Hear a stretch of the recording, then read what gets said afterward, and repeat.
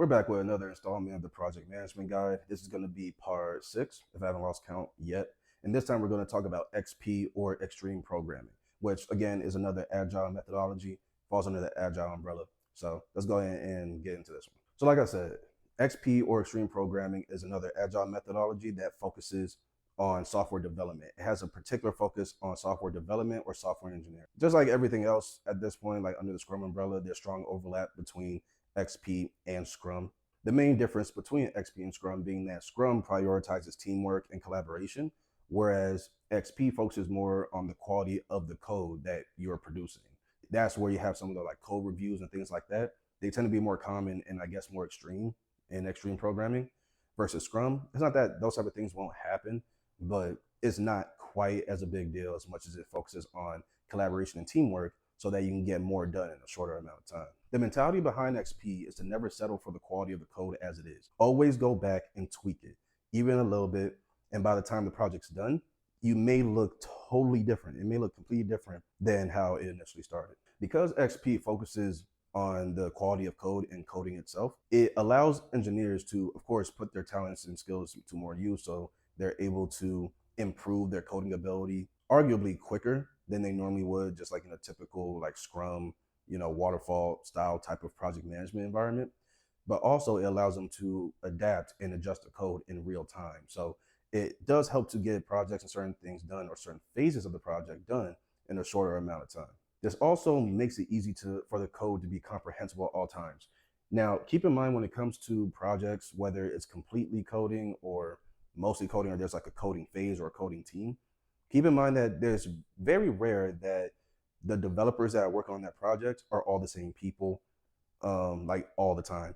Let's say you have a coding team or a software engineering team of 12 people, and they're all going to work on that project at very different points of time. Maybe because you have some people based here in the States, maybe you have some people based in Europe overseas, because the company's that big, it has an international presence. So maybe your coding team isn't even local to you. They might be international, they may be national, right? So you have different time zones and things you need to play with. So if you have a software engineering team of 12 people and they're scattered all over the place, your code being easy to understand is good, because you may sign off for work and think, cool, everything's good, I made improvements, it's all great. Yeah, but now the next person who's probably just getting started for work on the other side of the world is going to look at your code, and if they can't understand what's going on, the project is going to have to slow down, if not come to a halt, so that they can figure out what you're trying to do. That's why it's noted for software developers to leave like little notes on little blocks of code so that they let it know like what a certain block of code is supposed to do. Otherwise, like you have to go one by one and read the line in the IDE, and it just gets tedious and it takes a lot of time to do that. But at the same time, one of the benefits is that software developers can work at their own pace when they're using XP. Because of this, they're able to create robust or like very strong and stable software and applications out the gate. It's not something that needs to be tweaked so many times after it's released and after you essentially like deploy it into the world.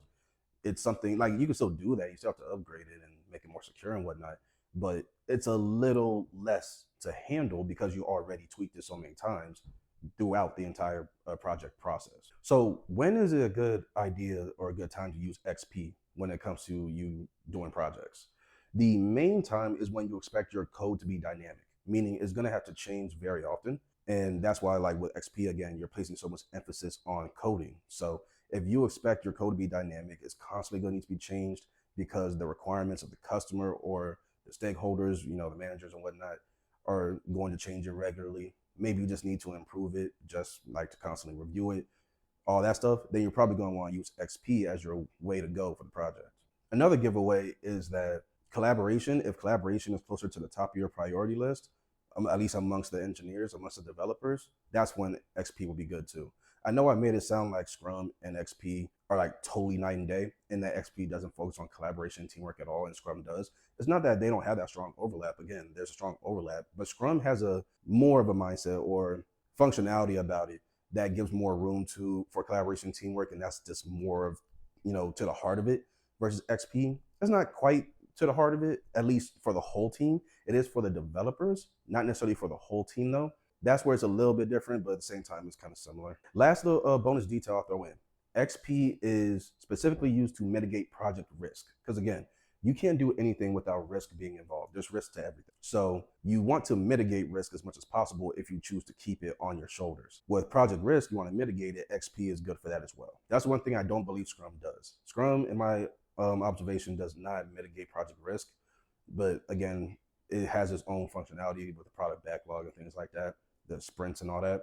Versus XP, that's one of its core tenets, is to mitigate project risk so that when it comes to the functionality of whatever it is you're building, whether it's a toy, code, applications, whatnot, it will not have as many issues once the project is complete and you put the finished product out into the world. Plus, it won't be as much of a bad investment, let's say that. But yeah, guys, hope that was beneficial to you. If you have any feedback for me, go ahead and share that with me in the comment section below. I'll see you guys in the next one.